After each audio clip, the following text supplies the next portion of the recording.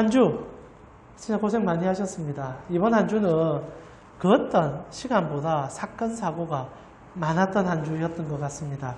아파트가 붕괴되고 비행기가 추락하고 그리고 뭐 아시다시피 말도 안 되는 금액을 횡령한 일도 있었고 정말 우리 눈에 혼란스러울 정도로 세상이 왜 이렇게 시끄러운가 라고 생각할 수 있는 한 주가 아니었나 싶습니다. 그런 가운데 제 눈을 또 집중시키는 뉴스들이 몇 군데 있었는데요. 가장 먼저 눈을 집중시킨 게 대기업의 자동차 디자이너, 그것도 이제 간부급이 목숨을 끊는 기사가 있었습니다. 혹시 보셨습니까? 잠시 스치듯이 아마 지나가셨을 것 같은데 대단한 대기업 임원이었죠. 그리고 잘 나가는 사람이었었습니다. 우리나라에 나오는 멋진 차량 모델들을 그 사람 손을 거쳐갔었고 곧 출시될 차도 그 사람 손에 타서 지금 이제 히트 칠 거라고 예상되는 그런 차를 만드는 분이셨죠. 근데 그분이 안타깝게 자신의 생을 손을 놓아버렸습니다. 그리고 이제 밝혀지는 여러 가지 그 대기업의 갑질 사건들이 드러났죠. 기업 임원이고 그리고 사실상 그 기업의 중추적인 역할을 한 사람인데도 견디지 못하는 기업 구조가 그 대기업의 구조였다는 게 지금 밝혀졌습니다. 참으로 충격적이었어요. 승자 독점구제라고 되어 있죠. 한 사람만이 모든 것을 차지할 수 있는 구조. 그러기 위해서 모두 다 미친 듯이 달려가는 구조. 그러나 한 번만 실수해도 나락으로 떨어져서 인간 취급받지 못하는 구조. 그게 지금 오늘날 우리가 눈으로 보고 있고 모든 사람이 가고 싶어하는 그 대기업이었다는 사실이죠.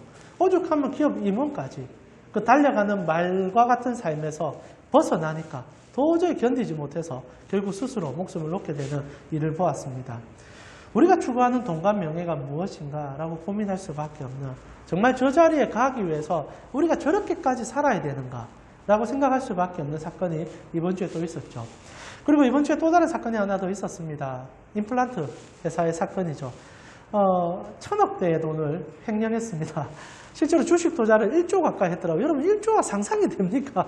저는 돈이 이해가 안 가는데, 이게 이제 물론 이제 돈을 관리하는 이제 재무팀의 직원이긴 하지만은 그게 가능한가 이런 생각이 좀 들지만 그 사람의 한 행동을 보니까 이 시대가 얼마나 웃긴 사회인가를 다시 한번 보게 되었습니다. 뉴스 보셔서 알겠지만 처음에 이제 한 50억 정도 빼가지고 주식 투자를 해본 거예요. 근데 이제 안 드러났죠. 그러니까 그 다음에 또 용기가 좀 더 생기니까 또 50억을 더 뺀 겁니다. 주식 투자를 한 거죠. 단타로 이게 조금 보기도 했는지 모르겠지만 대부분 손해를 보기 시작한 겁니다.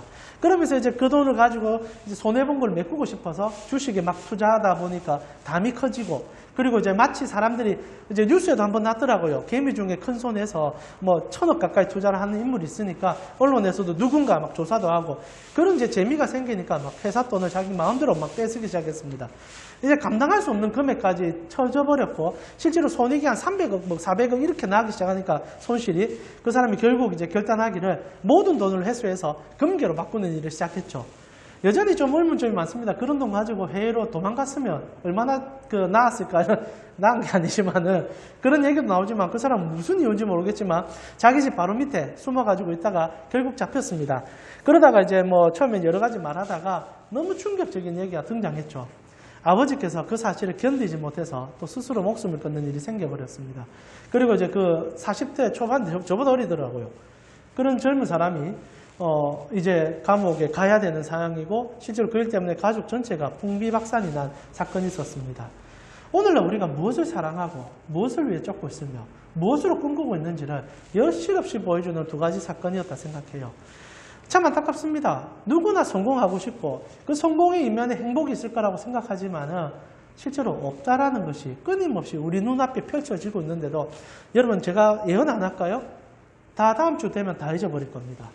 그때 그런 일이 있었는지. 지금 1,800억 계속 얘기가 좀 나오지만 어느 정도 실체가 다 드러났죠. 지금 대서전국에 사라질 겁니다. 그럼 우리는 또다시 달리는 말처럼 그와 똑같은 행동을 반복할 겁니다. 거기에 행복이 있을 것이다. 언제나 우리는 속고 있죠. 정말 행복이 어디 있는지 잘 몰라서 파랑새처럼 쫓아가지만, 그래서 사람들이 말하는 금전 뒤에 행복이 있을 거라 생각해서 돈을 위해서 달려갑니다. 명예 뒤에 행복이 있을 거라 생각해서 명예를 추구하고 달려갑니다. 권력 뒤에 아름다움이 있을 거라 생각해서 추구하고 달려갑니다. 얼마나 추합니까? 지금 오늘자로 또 이제 지금 이제 후보 영부인 될 사람이죠. 영부인이 아니라 영부인 자리에 오를 수 있는 사람의 그 인터뷰가 또 방송된다 해서 온 세계가 시끄럽습니다. 뭐 우리나라가 시끄럽습니다. 저는 두 가지 생각이 동시에 듭니다. 저래까지 해야 되는가? 개인적인 대화인데 공적 차원이기 때문에 밝혀야 된다는 얘기도 나오죠. 그러나 또한 알 거리는 또 알아야 우리가 정확한 후보를 뽑을 수 있죠. 우리가 또다시 실수할 수는 없는 거 아닙니까? 그런 혼란 속에 무엇을 위해 달려가는가를 쳐다보며 저 사람들이 정말 정말 국민들의 행복을 위한 것인가? 아니면 자신의 행복을 위해서 저렇게 달려가는 것인가? 답이 안 나오더라고요. 지금 두 사람 다, 대선 후보 양당 다 모든 가족사가 다 밝혀주고 자신이 어떻게 살았는지를 다 밝혀줍니다. 그런데도 그 대통령 자리가 좋아서 미친 듯이 달려가는 거죠. 질문하고 싶어요. 저렇게 얻은 자리로 본인들이 무엇을 할 수 있을까? 그러나 우리가 생각하기에는 그분들은 우리에게 약속합니다. 내가 대통령이 되면 우리 모두에게 행복을 주겠습니다.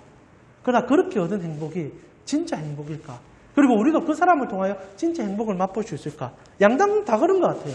그러면서 참 안타까운 가슴을 두들기고 있을 때 저희는 또다시 하나님 말씀으로 눈을 기울이게 됩니다.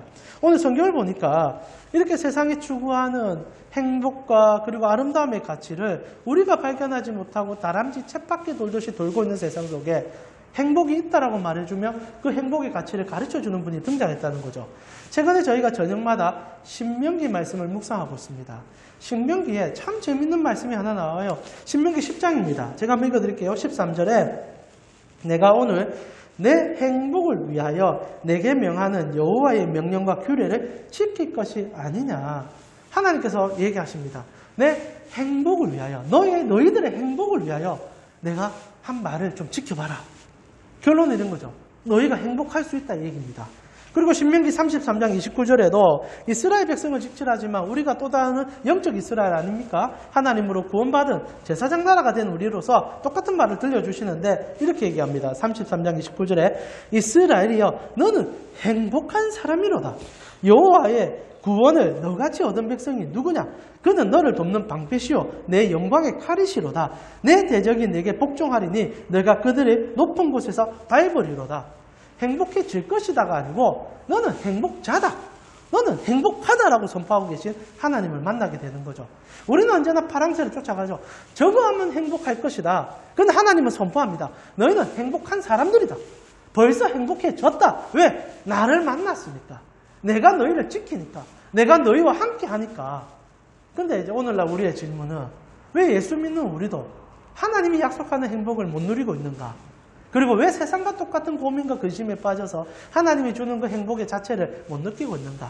실제 저희는 다음 주까지 그리스도인이 받은 행복이 무엇이며 그리스도인이 받은 하나님으로부터의 그 귀함이 무엇인지를 세 가지 관점으로 나누려고 합니다. 오늘 그 중에서 두 가지 관점을 나누는데 세상이 추구하는 방식이 아닌 하나님 나라가 우리에게 주는 그 행복, 그 정말 축복의 가치, 그것이 무엇인지를 여러분 가슴에 새기면서 세상과 다른 놀라움을 성취할 수 있는 여러분이 되셨으면 좋겠어요. 첫 번째는요. 하나님이 그리스도 안에서 나를 받아들이셨다는 사실, 그것이 우리의 행복의 촉도라는 겁니다. 쉽게 표현하면 양자 삼아 주셨다는 거죠. 여러분 성경은 처음부터 우리에게 어떤 얘기를 하느냐, 신분 변화를 굉장히 중요하게 얘기합니다. 우리 지금 한국 대한민국 사회는 신분 사회가 철폐가 되었지만 아니죠. 여전히 신분 사회를 살고 있습니다. 돈이 신분의 계급을 만들었고 돈 있는 자는 여전히 그 계급을 유지하고 있는 보이지 않는 계급의 사이인데 성경은 세상과 다른 계급을 우리에게 주고 세상과 다른 신분을 주겠다라고 약속하고 있죠. 요한복음 1장 12절입니다. 너무 잘 아는 구절이죠. 오늘 여러분 주보에 오늘 제가 설교할 때 나오는 모든 구절이 다 들어가 있습니다. 참조하시고 또 보시면 좋을 것 같아요. 요한복음 1장 12절 우리 같이 한번 읽어보겠습니다. 영접하는 자, 곧 그 이름을 믿는 자들에게는 하나님의 자녀가 되는 권세를 주셨다. 성경이 우리에게 가장 먼저 접근하여 전달하는 내용은 너희가 하나님을 영접하는 날 너희의 신분이 바뀔 수 있다. 그리고 그 신분은 하나님의 아들이 되는 신분이라는 거죠. 아마 이 얘기를 모르시는 분은 이곳에 없으리라 생각합니다. 그리고 여러분은 스스로도 내가 하나님의 아들인 것을 알고 있으리라 생각합니다. 자녀들이란 걸 알고 있을 거라 생각합니다. 그런데 말입니다. 재밌는 것은 여기 있어요. 신분이 바뀌었다. 그리고 내가 하나님의 아들이 되었다는 얘기는 그 이전에 또 다른 누군가의 아들이었다는 사실을 기억하라는 얘기와 같다는 겁니다. 여러분, 성경은 우리에게 영접하는 그날 하나님의 아들이 되었다는 얘기를 하죠. 우리가 저번 주에 영접에 대해서 얘기를 했었습니다. 영접이 뭡니까? 절대자를 만났을 때, 권력자를 만났을 때 내가 그를 의탁하는 것, 내가 내 자신을 내려놓고 그분을 받아들이는 것, 그것을 영접이라 말합니다. 자, 그러면 그 영접하기를 바라는 그 영접자의 대상은 우리를 소유하게 된다는 얘기죠. 놀라운 얘기입니다. 소유하게 되는데 우리가 이전에 어떤 자의 소유였는데 오늘날 우리가 또 다른 소유권의 이전이 일어나서 하나님의 아들이 됐다는 것이 성경의 얘기라는 거죠. 이것을 바울이 참 재밌는 어플로 풀어줍니다. 우리 개역 개정 성경은 아니고요. 조금 더 번역이 잘 돼 있는 공동 번역으로 한번 봤으면 좋겠는데 로마서 8장 15절에 우리가 어떻게 신분이 변화되었는지를 이렇게 묘사해 줍니다. 공동 번역입니다. 여러분 주보에 냈습니다. 우리 같이 한번 다시 읽어보겠습니다. 같이 읽겠습니다. 여러분이 받은 성령은 여러분을 다시 노예로 만들어서 공포에 몰아넣으시는 분이 아니라 여러분은 하나님의 자녀로 만들어주시는 분이십니다. 그래서 우리는 그 성령에 힘입어 하나님을 아빠, 아버지라 부릅니다. 자, 두 가지 이제 사건을 얘기합니다. 우리는 이전에 노예였다라는 얘기를 하는 거죠. 노예. 말 그대로 무언가에 사로잡혀서 이전 우리의 주인은 우리를 노예 취급했고 노예처럼 부렸는데 거기서 해방되어서 이제는 아들이 되었고 권력자의 아들이 되었고 모든 것을 누리는 자의 아들이 되었다라고 얘기합니다. 그래서 우리는 하나님을 아빠, 아버지라 부를 수 있는 영광을 입었다 얘기하는 거죠. 혹시 여러분 영화 중에 배너라는 영화를 보신 적 있습니까? 젊은 세대들은 잘 모르는데 아마 우리 이제 적어도 40대 이상 되시는 분들은 배너를 한 번쯤은 보셨을 것 같아요. 그래서 사진 한번 보여주시면 최근에 배너가 리메이크 됐습니다. 보지 마세요. 그는 진짜 잘못 만들었습니다. 실제로 배너의 모든 영화의 철학은 예수 그리스도입니다. 시작부터 예수로 시작해서 끝날 때까지 예수로 달려갑니다. 그런데 재밌는 것은 그 예수를 보여주는 이 배너 영화 속에 주인공들이 자기 인생의 극적인 상황들을 막 살아가는 얘기들을 통하여서 실제로는 그들의 아픔과 고통을 보여주며 그런데 그 모든 것을 해결해 줄 수 있는 분이 우리 구주 예수 그리스도라는 것을 가르쳐주는 정말 재밌는 영화가 배너라는 거죠. 주인공은 여전히 배너입니다. 잘 아시다시피. 내용을 아시겠지만 배너의 내용을 잠시 썸머리하면 이렇습니다. 이 배너라는 인물이요. 지금 이제 여기 보면 노를 적고 있죠. 노를 적는 배너가 등장을 하는데 원래 배너가 유대인으로서 제법 괜찮은 가문에 소속되어 있었습니다. 재력도 제법 있었고요. 그리고 그에게는 로마인 친구가 하나 있었습니다. 둘이 정말 행복하게 어릴 때 잘 살았어요. 근데 이 로마인 친구가 권력을 탐하기 시작하면서 로마의 정권으로 나가기를 시도하고 있죠. 그러다가 우연찮게 이스라엘에 방문할 때 이 둘이가 만나게 되는데 이제 배너의 가족들이 옥상에서 제 친구를 보면 이제 오빠죠, 친구죠, 막 바라보면서 한웃음을 지르다가 옥상에 있는 이제 벽돌이 하나 떨어지게 됩니다. 그러면서 군대 장관이 이제 옆에서 그 벽돌이 지면서 말이 놀라니까 떨어지면서 낙마 사고를 당하게 되죠. 그때부터 모든 일은 뒤집어지기 시작합니다. 사소한 사건이었는데 마치 장군을 암살하려고 했다는 식으로 덧입으면서 배너의 친구가 거기에 주도를 하면서 배너를 나락으로 빠뜨려요. 왜냐하면 그렇게 정복지에 한 사람을 짓밟음을 통해 자기를 드러내고 싶었던 거죠. 친구도 그리고 사람도 돈도 모든 것이 권력 앞에 힘이 없는 것을 보여줍니다. 그리고 배너뿐 아니라 모든 가족들은 종으로 팔려가죠. 그리고 배너가 어떤 역할을 하느냐? 노예로 잡혀가서 당시 로마 군선에서 노를 적는 역할을 시작합니다. 더 이상 거기서 벗어날 수 없어요. 혹시나 영화를 보셨는지 모르겠지만 그 노를 젓는데 그냥 노를 젓게 하는 것이 아니라 쇠사슬로 노와 함께 묶어 놓습니다. 어떤 사고가 일어나도 노를 놓지 못하게 하려고. 군함이다 보니까 군선들과 충돌이 일어나면 배가 구멍이 나기도 하고 물이 들어오지 않습니까? 그 죽는 순간까지 노를 잡고 있으라고. 노예이니까 사람이 아니니까 메어 놓는 거죠. 그러다가 이제 배너가 또 전쟁터에 던져지는데 그날 이제 배가 충돌이 일어나서 배너가 타고 있는 저 옆에 바로 구멍이 뚫립니다. 물이 콸콸콸 들어오고 노예들이 막 다 죽어나가고 있는데 감사하게도 배너의 이 손과 발을 묶고 있는 쇠사슬이 풀려버려요. 그리고 배너가 수영을 해서 도망을 갑니다. 망망대해 혼자 막 헤엄치는데 배 잔해들이 둥둥 떠오르는 상황에서 배 잔해를 하나 잡고 올라가죠. 근데 재밌는 일이 일어납니다. 이 군대 사령관이 배너와 같이 떨어진 거예요. 그 배에서. 알고 보니까 배너가 노지라는 배가 사령관의 배였던 겁니다. 그러니까 사령관도 막 거포하고 있으니까 배너가 그 사령관을 건져줘요. 건져주자 사령관이 자기는 전쟁에 졌다고 자살을 계속 시도하려고 합니다. 내가 명예가 사라졌다 이거죠. 인생을 살아가는데 행복을 어찌 보면 여실없이 보여주죠. 돈 때문에 친구를 팔고 권력 때문에 친구를 팔고 명예 때문에 자살을 하려고 한 사람들이 계속 등장합니다. 그런데 배너가 말려요. 죽으면 안 된다는 거죠. 계속 자살할 거라고 난리지니까 머리를 쳐가지고 기절을 시켜버립니다. 그리고 나서 이제 정신 차리는데 배가 이제 그 전쟁이 이제 끝나가는 시점에 이제 그 사령관이 한숨을 쉬죠. 이렇게 구차하게 살아서 뭐 하냐. 당신 배너 보고 이제 종이니까 노예니까 욕을 막 하면서 니 때문에 내가 지금 무슨 꼴이 됐는 줄 아느냐. 근데 이게 기가 막히게 실제로 전쟁에서 이긴 거예요. 잠시 밀리다가 이 전선이 회복이 되면서 이 전단이 이긴 겁니다. 그리고 이제 그 구조선들이 막 오니까 이제 사령관이 승전 장군이 된 거예요.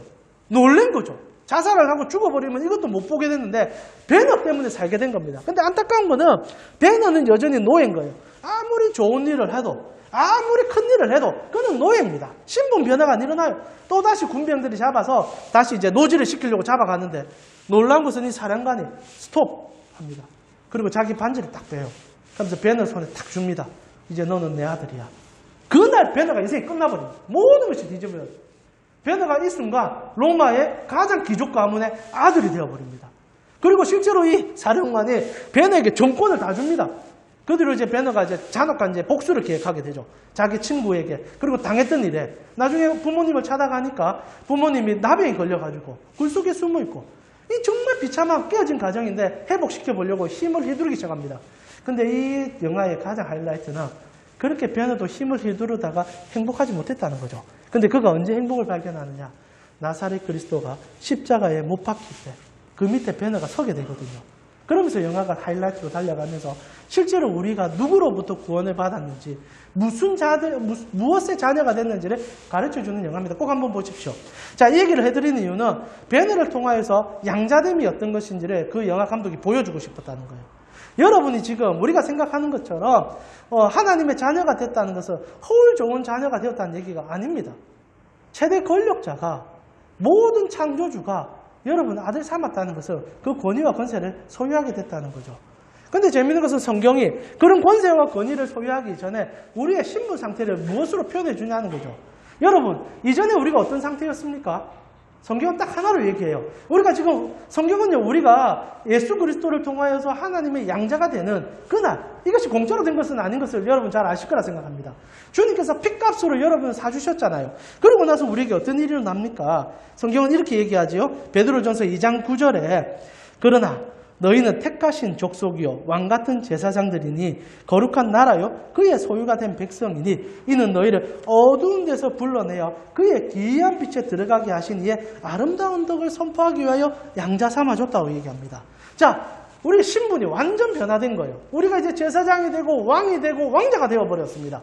근데 여러분이 여기서 우리가 왕자 되었다라는 것을 인지하는 것은 여러분의 행복의 척도가 아니에요. 실제로 내가 무엇으로부터 왕자가 되었냐가 중요한 겁니다. 성경이 뭐라고 얘기합니까? 똑같이 로마서 5장 14절에 바울이 이런 얘기를 하죠. 자, 우리 같이 한번 읽어볼까요? 5장 14절입니다. 같이 읽겠습니다. 그러나 아담으로부터 모세까지 아담의 범죄와 같은 죄를 짓지 아니한 자들까지도 사망의 왕노릇하였나니 아담은 오실 자의 모형이라. 자, 우리가 지금 하나님의 아들이 되었다는 것을 여러분이 믿음의 자녀로 고백하는데 그 이전을 계속 까먹는 것 같아요. 성경은 뭐라고 얘기하느냐? 이전에 우리는 죽음의 자녀였다. 죽음이 우리의 군주였다. 죽음이 너희의 모든 것을 집권했다. 그리고 너희는 죽음 앞에 종받게 되지 않았다. 세상 돌아보세요. 우리가 왜 돈을 그렇게 탐합니까? 우리가 왜 그렇게 권력을 쫓아가죠? 우리가 왜 그렇게 보이지 않는 행복을 추구하려고 할까요? 죽음이 무섭기 때문입니다. 죽음이 너무 두렵기 때문이에요. 잊고 싶은 거예요. 죽음이 우리를 그런 것으로 지금 우리를 종삼은 겁니다. 여러분, 죽음은 거짓된 행복을 통하여 우리를 복종시킨 거예요. 죽음이 우리 눈앞에 서서히 다가오면 다가올수록 우리는 더욱더 다른 것에 집착합니다. 그것을 피하고 싶은 거예요. 그것을 안 보고 싶은 거예요. 더 넓은 지평수, 더 좋은 자동차, 더 좋은 직장을 통하여서 나에게 다가오는 죽음을 무시하고 싶은 겁니다. 그리고 바등바등 살지만 여전히 우리가 종인 거죠. 그가 시킨 대로 할 수밖에 없는 거예요. 다가오는 죽음, 내 생의 끝을 바라보지 못하게 만들면 어떡해요? 거기에 순복하고 거기에 엎드리게 만든 거죠. 근데 하나님이 우리에게 하신 일이 뭡니까? 아들 삼아주신 일은 거기서 벗어나 참다운 본질의 문제를 돌이킬 수 있는 은혜를 우리 가운데 주셨다는 겁니다. 그래서 하나님께서 우리에게 이런 얘기를 합니다. 고린도전서 6장 19절에서 20절이죠. 이런 얘기 우리 같이 한번 또 읽어보겠습니다. 오늘 성경 좀 많이 읽게 되는데 고린도전서 6장 19절에서 20절 말씀입니다. 같이 읽겠습니다. 너희 몸은 너희가 하나님께로부터 받은 바 너희 가운데 계신 성령의 전인 줄을 알지 못하느냐. 너희는 너희 자신의 것이 아니라 값으로 산 것이 되었으니 그런즉 그의 몸으로 하나님께 영광을 돌리라.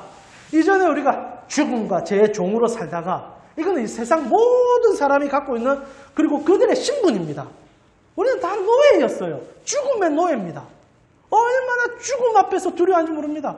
수많은 이 땅의 군주들이 왜 말도 안 되는 무덤을 그렇게 크게 만듭니까? 그것이 우리 인생의 모든 것인 줄 이해하고 있으니까. 그런데 성경이 뭐라고 얘기합니까? 어느 날 하나님께서 값주고 우리를 사서 아들 만들어줬다는 거예요. 자, 여기서부터 우리 가치가 드러납니다. 여러분 만약 하나님께서 그냥 여러분이 죄와 죽음의 종인 것을 알고 아이고 안 됐네 하고 까딱거리면서 아이고 내가 내 아들 삼아줄게 마치 배너처럼 그날 반지 딱 빼가지고 딱 주면서 신분 변화가 그 반지 하나로 이루어진다면 뭐가 걱정되고 뭐가 감사하겠습니까? 그게 아니라는 거죠.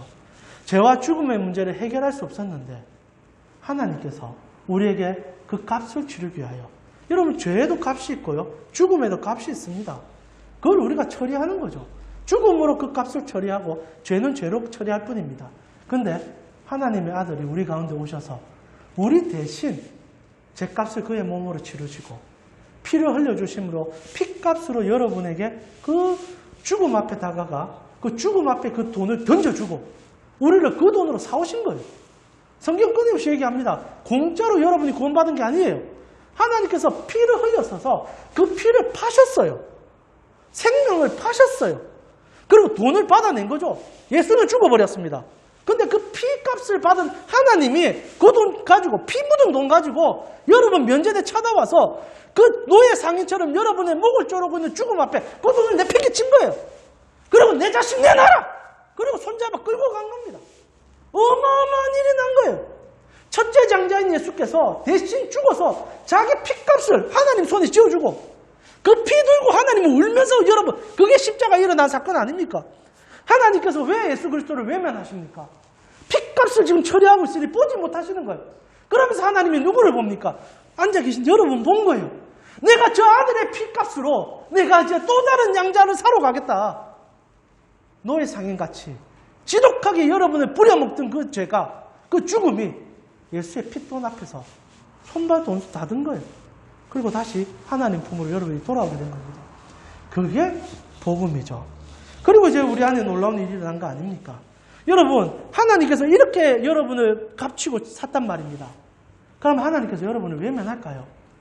여러분, 만약에 반지 하나 깨서 갖다 주면서 니 내 아들 해라. 이러면 반지짜리밖에 안 됩니다. 물론 그 반지 안에는 그 가문의 영광과 모든 게 다 들어있겠지만 우리는 쉽게 생각할 수 있어요. 근데 여러분 생각해 보세요. 여러분을 살리기 위해서 우리 곽성현 집사를 살리기 위해서 아무 상관없는 내가 대신 죽어주는 거예요. 그리고 죽어주고 나서 저희 아버지께서 내가 죽고 나서 그 자격증을 들고 와서 곽 집사한테 주면서 곽 집사 사형에서 면제되는 권한을 내가 너에게 줄게. 너 위해서 내 아들이 대신 죽었다. 곽 집사 그거 받아들고 아이고 고맙습니다 하고 집에 가겠습니까? 그리고 우리 아버지께서는 어떻게 생각하겠습니까? 저 녀석이 내 생명 대신 살아났는데 저 아들이 내 생명 대신 살아났는데 내가 어떻게 해야 되겠냐? 내가 너를 어떻게 해야 되겠냐? 고민하지 않겠습니까? 실제로 우리가 장기 기증을 하더라도 우리의 사랑하는 자녀가 만약에 일찍 죽게 되어서 그 아이의 장기를 세상에 이렇게 흩어놓게 되면은 그 장기를 이식받은 사람에 대해서 늘 마음 아파하고 생각하고 돌아봅니다. 하물며 생명을 바친 당신의 아들을 우리를 위해서 주신 분이 우리를 어떻게 보실까요? 여러분 정말 말도 안 되는 예화긴 하지만은 이런 예화를 한번 들어봅시다. 여러분이 이제 어느 날, 물론 요즘 젊은 세대의 문제점이기도 한데, 저도 오늘 제 차를 타고 교회를 타고 오다 보니까 멋진 외제차 랜드로버가 딱 주차장에 있더라고요. 딱 보는 순간, 이야, 멋지다 이 생각이 듭니다. 저는 차에 대해서 그렇게 관심도가 떨어지지만 젊은 어떤 분이 차가 너무 좋은 거예요. 차가 너무 좋아서 한 3, 4억대는 벤틀리 차를 사고 싶은 겁니다. 그 정도 합니까, 벤틀리가? 집사님? 잘 모릅니다만은.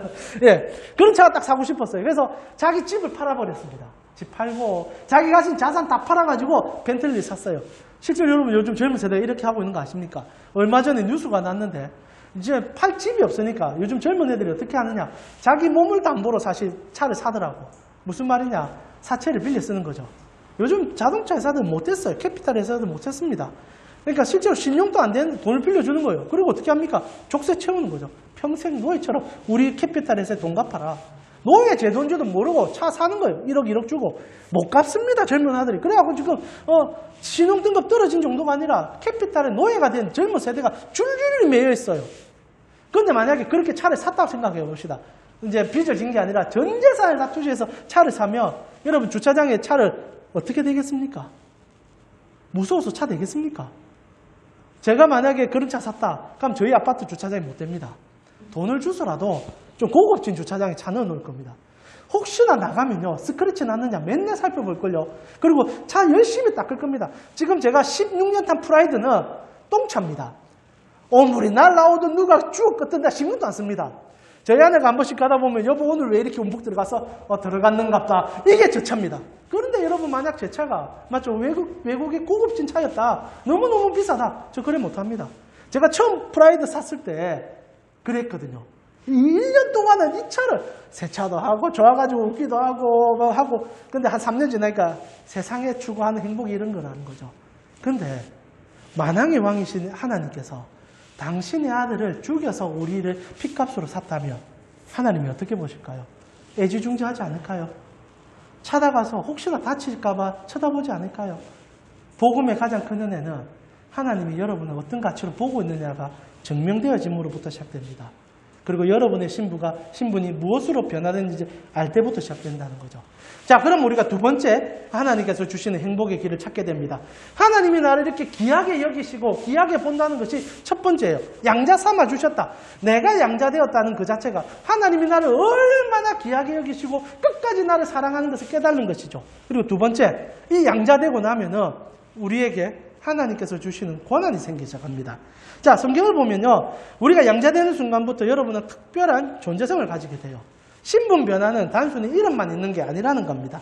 성경을 보니까 하나님께서 우리에게 해준 일을 이렇게 묘사합니다. 요한복음 15장 5절입니다. 우리 같이 한번 읽어보겠습니다. 나는 포도나무요 너희는 가지라. 그가 내 안에 내가 그 안에 거하면 사람이 열매를 많이 맺나니 나를 떠나서는 너희가 아무것도 할 수 없다. 자, 여기서 아무것도 할 수 없다는 것에 포커스를 맞추지 마시고요. 여러분이 어디에 붙어 있는지를 한번 포커스를 맞춰주셨으면 좋겠어요. 자, 양자가 되었습니다. 하나님께서 예수 그리스도의 핏값으로 우리를 사셨어요. 극적인 은혜가 이루어졌습니다. 그리고 그분이 하신 일이 종으로 삼아 뿌리려고 하는 게 아니라 자신의 몸에 꼽아 넣어서 진액이 들어가는 양자를 삼아줬다는 거예요. 그것을 이제 포도나무로 표현해주고 있습니다. 원 포도나무가 있는데 가지에 젖붙임이 들어가는 거죠. 이전에 우리는 죄와 죽음의 가지였습니다.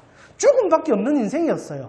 그래서 행복을 실제로는 무엇인지 모르고 쫓아가는 허무한 인생을 사는데 어느 날 진짜 생명의 근원 대신 그분의 몸에 붙게 됩니다. 자, 그럼 이전부터 우리가 살아갔던 에너지로 사는 것이 아니라 젖붙임 되는 순간부터 누구의 에너지로 삽니까? 성경이 하고 싶은 얘기는 하나님이 주시는 그 은혜로 사는 인생이 여러분 영접한 자, 자녀된 자라는 그 은혜의 축복의 통로라는 거죠.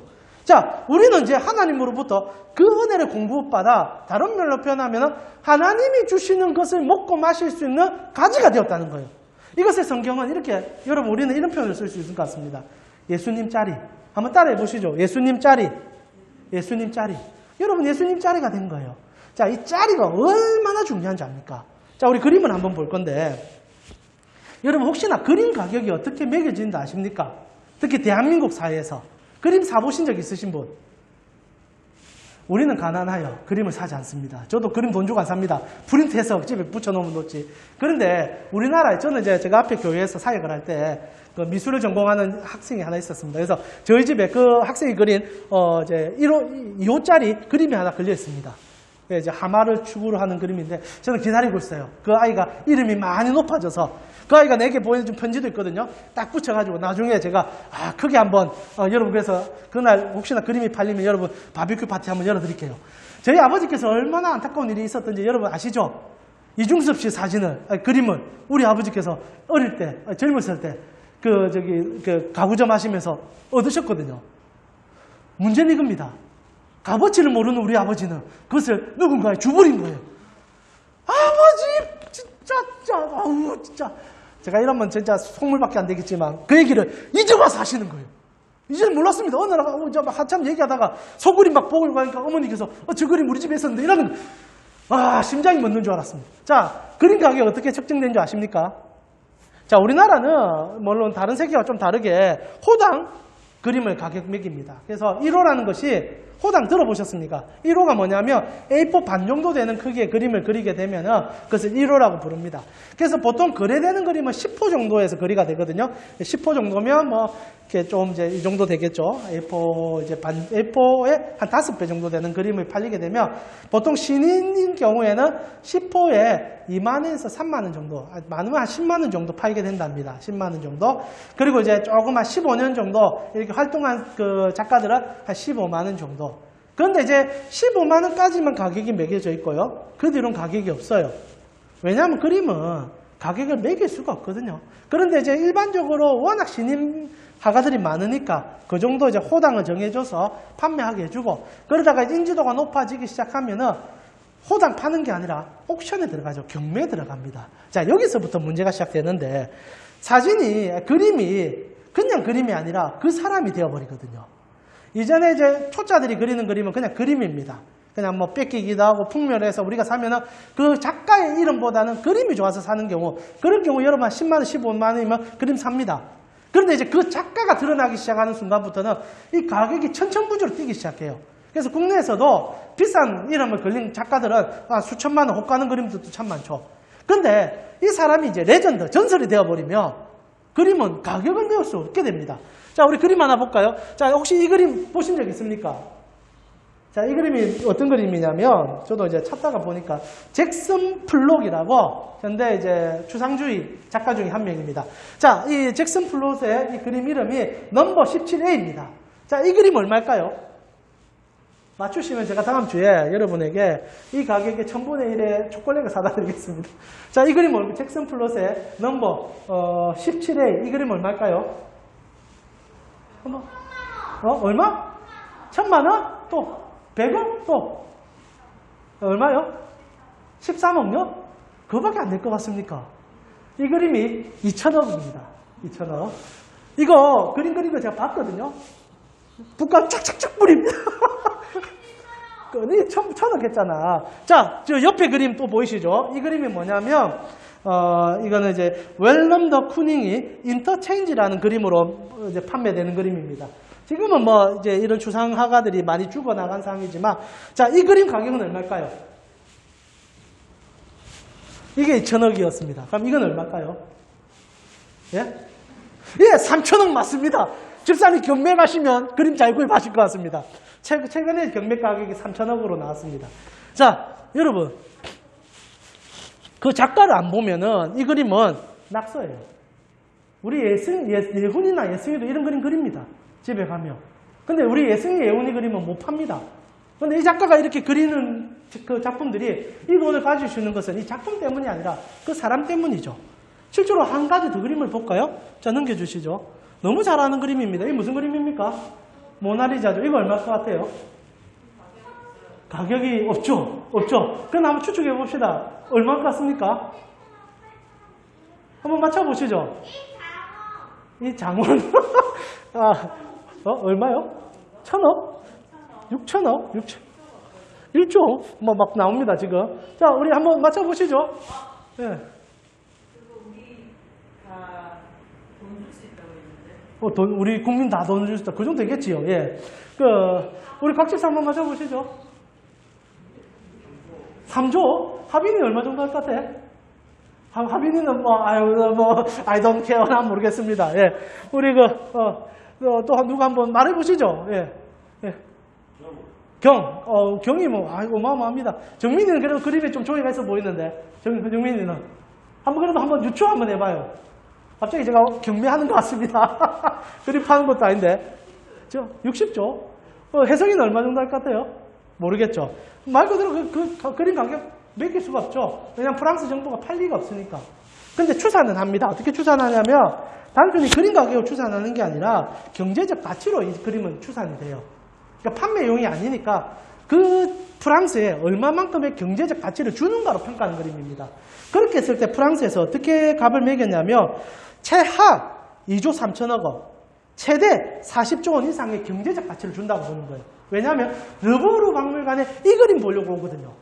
외국인 관광객이나 수만. 그러니까 판매 가격이 아니라 이거는 국가적 보물이고 보물적 가치를 넘어서서 연간 2조에서 40조의 수입을 주는 그림이라는 거죠. 자, 대단합니다. 우리는 이런 것들을 뭐라고 부릅니까?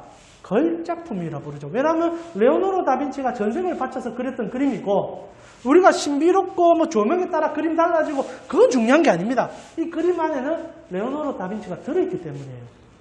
그의 역작이기 때문입니다. 그리고 그의 역사적 가치를 가지고 이 그림은 매겨진 거죠. 자, 그럼 여러분은 얼마짜리일까요? 성경은 이렇게 얘기합니다. 자, 우리 에베소서 2장 10절입니다. 우리 같이 한번 읽어볼까요? 에베소서 2장 10절. 세 번역 성경으로 읽겠습니다. 자, 에베소서 2장 10절. 우리는 하나님의 작품입니다. 선한 일을 하게 하시려고 하나님께서 그리스도 예수 안에서 우리를 만드셨습니다. 하나님께서 이렇게 미리 준비하신 것은 우리가 선한 일을 하며 살아가게 하시려는 것입니다. 우리가 그림인데요. 첫 번째 우리에게 뭐라고 하냐면 작품이다 얘기합니다. 근데 누구의 작품이냐? 하나님. 레오나르도 다빈치가 그림을 그려도 40조 가까이 되고 국가 경제에 그런 영향을 미치는데 여러분은 하나님의 작품인 거예요. 하나님이 직접 만드셨고 하나님께서 미리 준비하여 최고의 에너지를 다 쏟아부었습니다. 그리고 이제 세상에 여러분을 전시한 거예요. 뭐라고 되어 있습니까? 선한 일을 하게 해서 보여주기 위해서 여러분을 작품 삼아 주셨다는 겁니다. 예수에게 접붙임 받은 자들은 걸작품인 것을 깨달을 뿐 아니라 이제는 우리가 어떻게 하나님으로부터 누릴 수 있는지를 보여주는 것, 그것이 그리스도인들에게 있어서 가장 큰 행복이라는 겁니다. 여러분, 모나리자 그림이 말을 할 수 있다면 본인은 어떻게 표현할까요? 나는 레오나르도 다빈치 짤이야. 너그 같은 것들이? 이렇게 말하지 않을까요?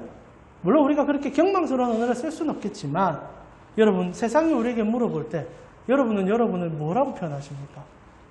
여러분, 각자에게 금액이 정해져 있습니다. 여러분 얼마짜리죠?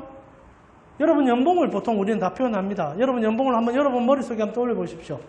여러분 연봉이 아마 여러분의 표현하는, 아니면 여러분의 직장이 여러분의 표현하는 짤일 줄 모르겠습니다. 그러나 그거 다 지우십시오. 가장 중요한 것은 여러분은 예수님 짤입니다.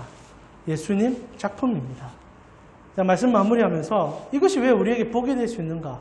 이 예수님 짤인 것을 알아갔던 사람들의 삶이 우리에게 그 증명을 해주기 때문입니다. 사도 바울이라는 분이 계십니다. 그분이 이런 얘기를 한번 하셨어요. 우리가 혹시나 이사를 간다든지 개업을 하면 가장 많이 걸어놓는 문구 중에 하나이기도 한데요.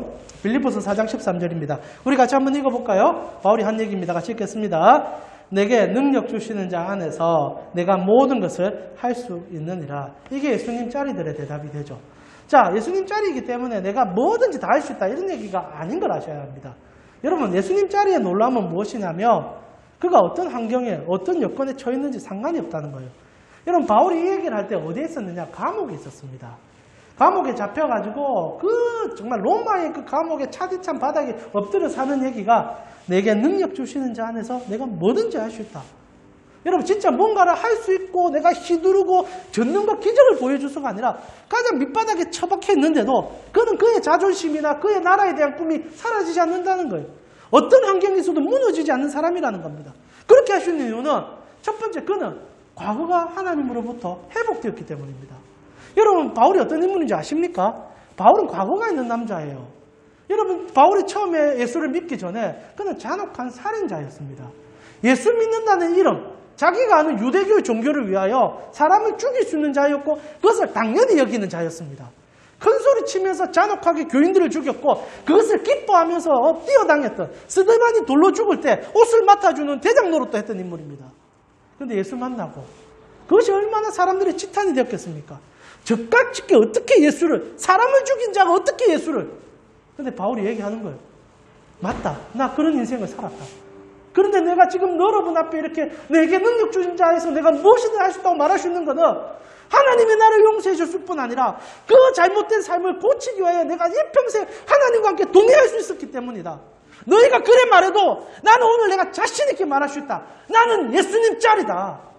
그러니까 감옥에 처박혀도 감옥에서 주는 그 엄청난 모멸감에도 소리치는 거예요. 이런 것으로 나는 죽을 수가 없다. 왜? 하나님이 나와 함께 하시니까. 내가 하나님 짤이니까.